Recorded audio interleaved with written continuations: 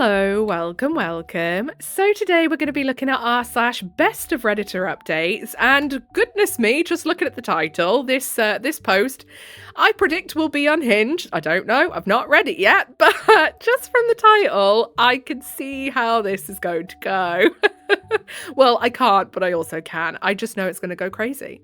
So if that sounds like something you'd be interested in listening to today, then please do stick around and enjoy. And don't forget to like and subscribe, please. Thank you. Okie dokie then. So this post was shared to the subreddit by Luciaria Rose, and the title says, "New update 2.5 years later. My son's friend's parents want to adopt him." Yes, that is right. You heard that right. And that's why I said I'm pretty sure this one's going to be a little bit nuts. Obviously, as always, the person who's posted this into the Borrow subreddit is not the original poster. The original poster's on the screen and where they originally posted it. So yeah, let's get into it. So, original post was April 10th, 2023. All names have been changed to protect everyone involved. I, 24F, am a single mum to my son, Owen, who's 8. It's been just us since day one. His father isn't in the picture and has been able to avoid child support for years now. Yes, I've tried everything. I am rolling my eyes, by the way, you guys, you can't see that, but this is a story as old as fringing time, isn't it? My own parents disowned me. I had to drop out of high school and have worked a myriad of jobs since then to keep us afloat. We aren't on the poverty lines by any means, but we definitely live paycheck to paycheck in a 1-bedroom apartment. It's not ideal, and I hope within the next couple of years we'll be in someplace bigger. For now, it's our situation. I've raised Owen to know that money isn't everything. We may not have a lot, we won't always have the newest this or that, but we have each other. The two of us are very close. He has never gone without the basics, but I admit he doesn't get a lot of fun extras. I try to save a little here and there to make birthdays and holidays fun, but it's still never anything glamorous, and I think Owen was fine with that, until recently anyway. In our area, all the public schools are based on a lottery system, so your child has a fair shot of going to any of them, so long as you put in their name. Our neighbourhood is not great and in a pretty crappy area, so I decided to put him in a different one across town. It's near my job, so it works out. Last year, when he was in his 2nd grade, he met Charlie. They began hanging out a lot after school, with Owen going to his place. I met Charlie's parents, Nate and Paige, a couple of times before this began. They seemed very nice and supportive. Owen always had a great time at their house. Charlie occasionally came to our apartment, but usually they were at his place, which makes sense. I work and there's really not much for them to do here, even when I am off. Summer breaks are easy to find care as there are several free or low-cost camps that I can put Owen in. It's the shorter breaks such as Christmas and spring that are harder. Camp space is limited. Spring break of 2022, I managed to just miss registration.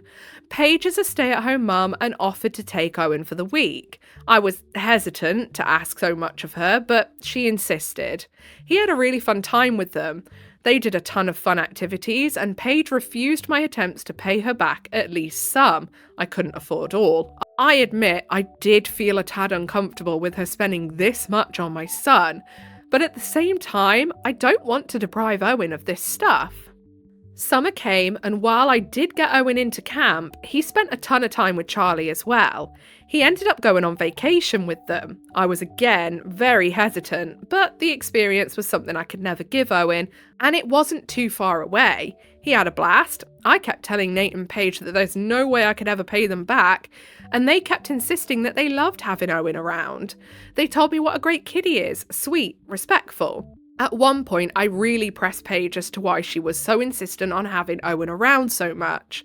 That's when she told me that they never planned for Charlie to be an only child, but all attempts at giving him a sibling just didn't happen. They know that Owen will never make up for not having a brother, but if they can give him a consistent playmate so he's not lonely, they'll do it. Should this have been a red flag? Maybe. But at the same time, I found that sweet that the boys considered each other brothers. I thought it was innocent. Surely Paige and Nate knew the truth, right? I mean, yeah, you would hope so. And come Christmas break of 2022, Paige and Nate insisted that I not even bother to try to get Owen into camp. They'd take care of him for me. I was grateful. They ended up getting him more Christmas gifts than I did. I tried to set my pride aside because it's about Owen and not me. This is when things finally started screaming off to me. I understood a gift on his birthday, and while they didn't get him as many gifts as they got Charlie, it was a lot more than you would typically get your kid's friend. Fast forward to now. Spring break was last week, and this time Paige and Nate didn't just offer to take care of him during the day while I worked. They asked if Owen could spend the entire week at their house. Honestly, it meant I could pick up some more shifts and save up for the bike Owen wants for his birthday, so I said yes. I went to pick him up on Saturday afternoon. The kids were playing out back, so Nate and Paige asked to talk to me. They sat me down and they said they love Owen and he's always such a joy to have. I thanked them profusely for all they'd done for him. Paige suggested that Owen stay a little longer. I pointed out that Easter was Sunday, plus school started up Monday. They said they could take him to school. I felt weird and said no, it was time for Owen to come home. That's when Nate suggested that Owen stay with them long term. I could still see him, but they would take care of him. I thought they were joking, and said, like what? You'd be his guardians or something?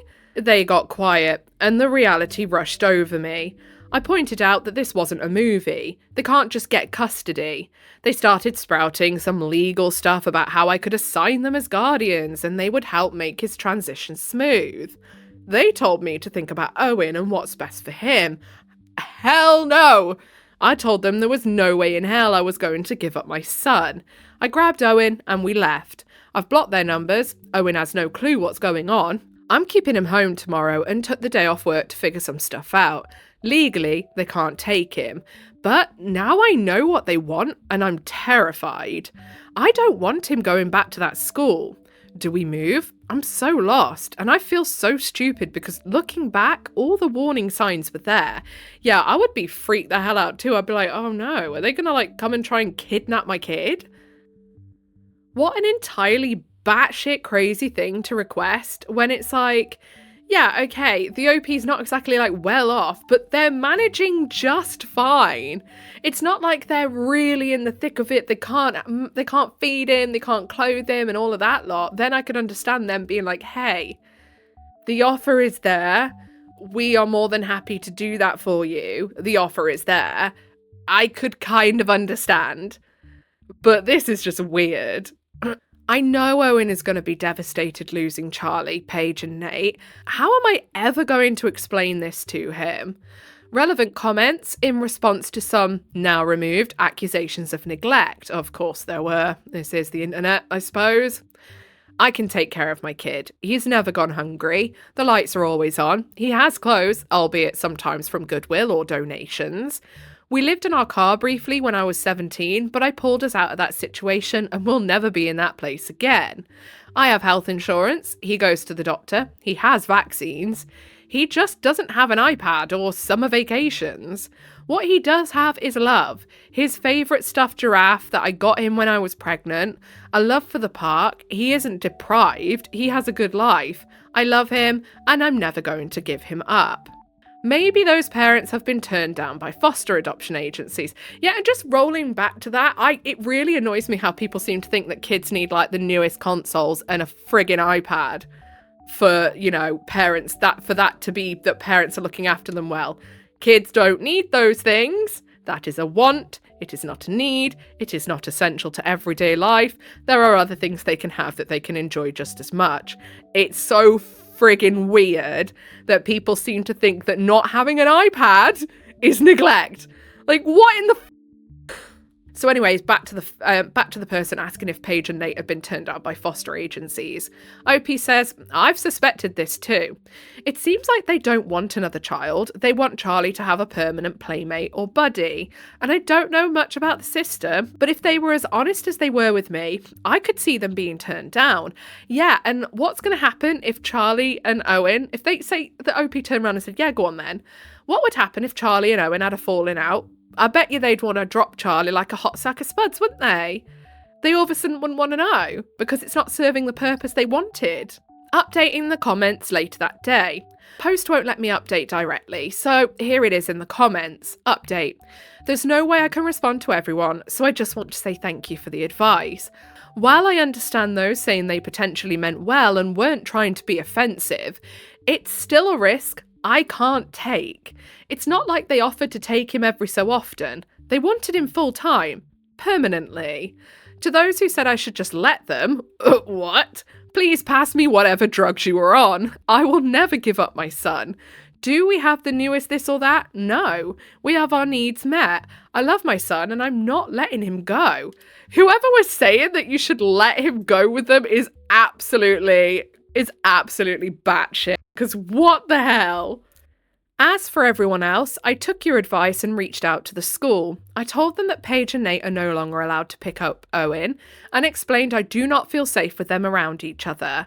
They understood. There's not much they can do outside of making sure they never pick him up. It's too late in the year to move classes, but next year Charlie and Owen will not be in the same class. I notified the police, but again, they can't do much. We have 0 in writing, and a simple request to have my child isn't really breaking any laws. No, it's not. But I mean, mentioning it to everybody is at least a bit of a paper trail, isn't it, for if anything did go down. Unfortunately, all I can do is hope they don't try anything. I still haven't spoken to Owen. I think it's fine if he talks to Charlie and plays with him at school, but I have to find a way to explain that they can't have play dates or sleepovers, as well as to never go anywhere near Nate and Paige. I guess that'll come in time. I'll update again if anything happens. I'm hoping this is the end.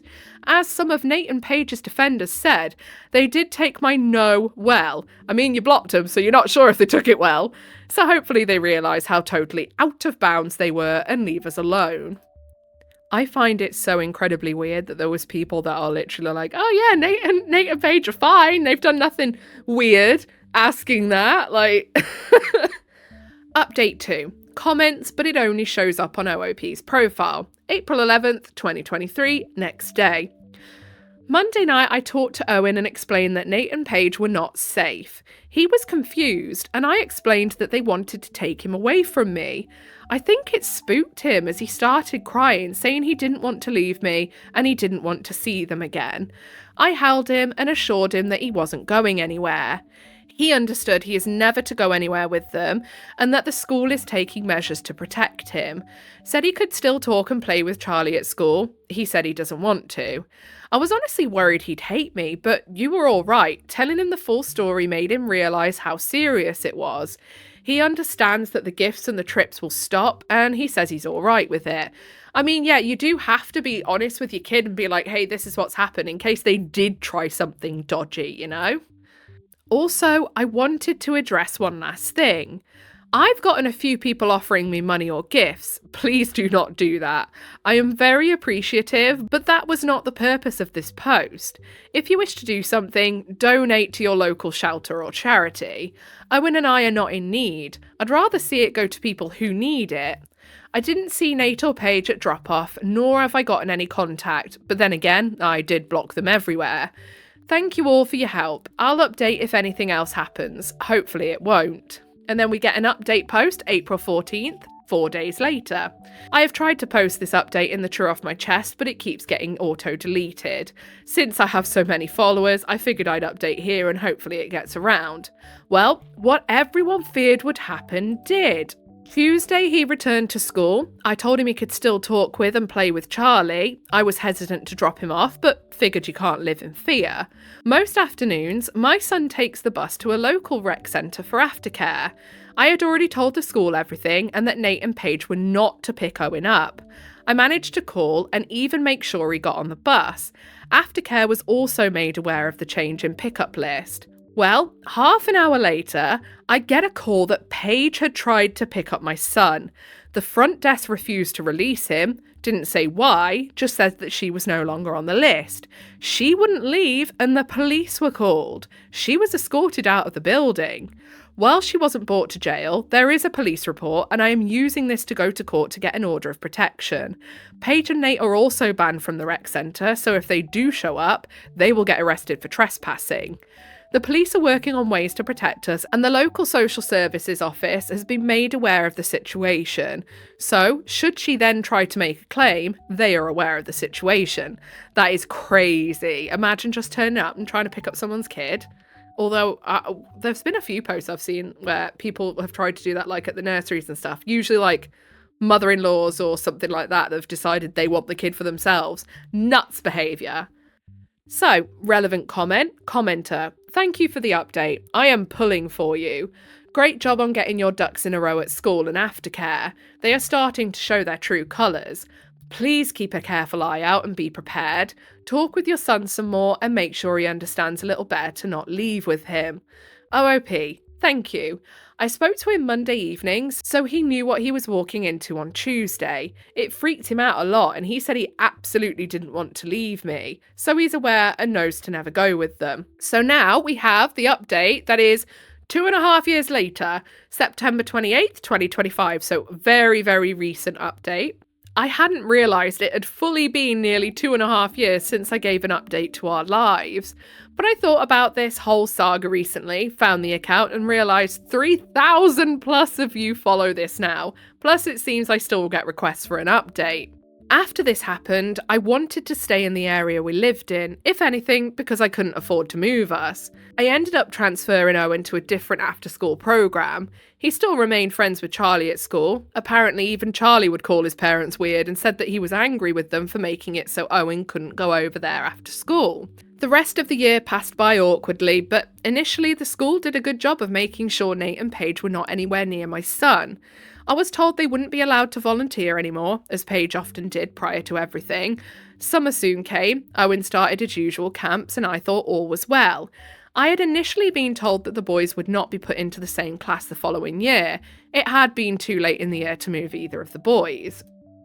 But when I brought Owen to school on the first day, I saw Charlie's name on the door. It's a small school and they have a unique last name, so I knew it wasn't a coincidence. I spoke with the principal and was told it was impossible to keep them separate in classes and there were factors I just couldn't possibly understand. I regrettably didn't fight as hard because I assumed Paige and Nate were still banned from volunteering. Yeah, no, that's a load of bullcrap. Absolutely bullcrap. It was like a horror movie receiving a letter from the room mums of the class, typical letter I receive every year, talking about fundraising, volunteer opportunities when they raise money for teacher gifts, etc. Paige's name was right at the bottom. I once again spoke to the principal and was told that they couldn't keep Paige away from the school. They donated a lot of money and was great with the kids. Of course it's about money. They said that we had no incidents in 5 months at this point. We had to let it go. No, you don't. Not when it's safeguarding children. I tried to. I thought maybe things have changed, but it brought me so much anxiety every time I thought about that woman near my son. The school was refusing to protect him. What if things hadn't changed? I debated switching schools, but this was the best in our area, and I couldn't afford private.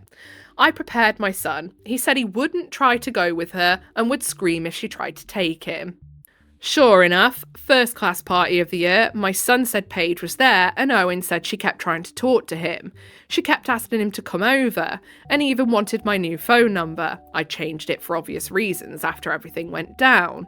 Thankfully Owen knew better, but I just saw the rest of the year flashing before my eyes. Paige finding ways to be around my son, potentially breaking him down.